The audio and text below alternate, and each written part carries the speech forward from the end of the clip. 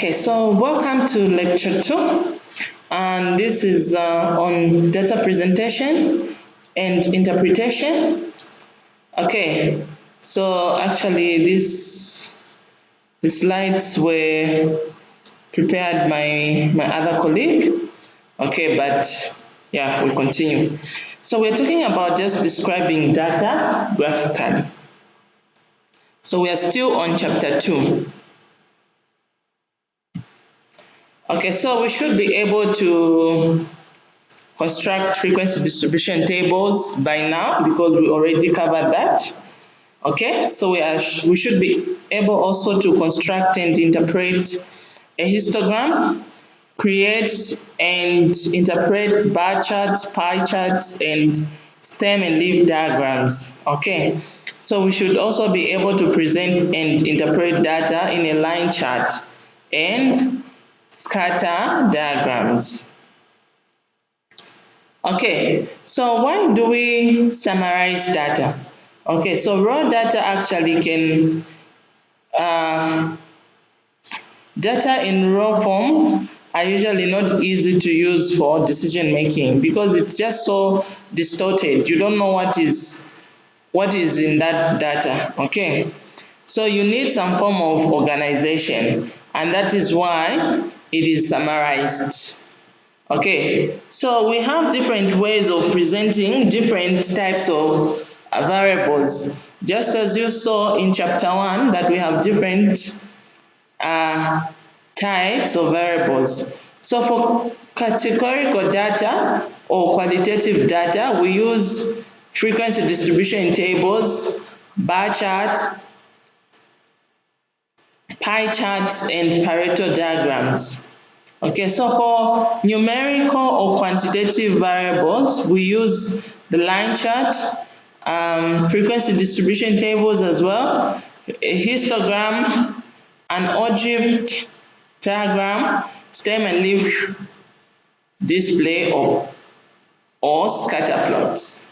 Okay, so now these are different diagrams or ways of representing different types of variables. Okay, so for categorical data, it can be tabulated or graphed. Okay, so we use the frequency distribution table to tabulate categorical data. And for graphing, we use bar chart, pie chart, and Pareto diagrams. Okay, so we have an example, and we need to summarize that table. We have our different categories and the frequencies. Okay, so this is the frequency distribution table because you have your hospital unit and number of patients, which just represents the frequency. So in the cardiac care,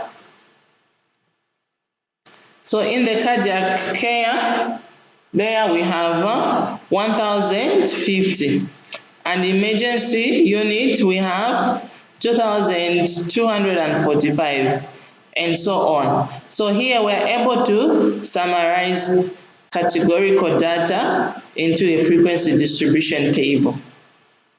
Okay, so for graphing, we use bar charts and pie charts. So actually, the height of the bars just represents the frequency or percentage of the category.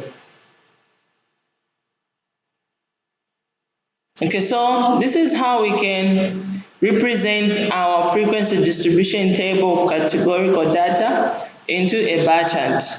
Okay, so what you see there, we have a scale in the vertical from 0 to 5,000.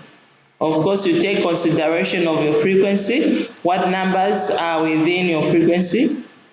So here we have from 0 to 5,000, and in the horizontal axis, we have the different categories. So we have the cardiac care, emergency, intensive care, maternity, and surgery. Okay, so each bar, the bar will represent the frequency. Now what you notice here is that there are gaps actually in between the bars.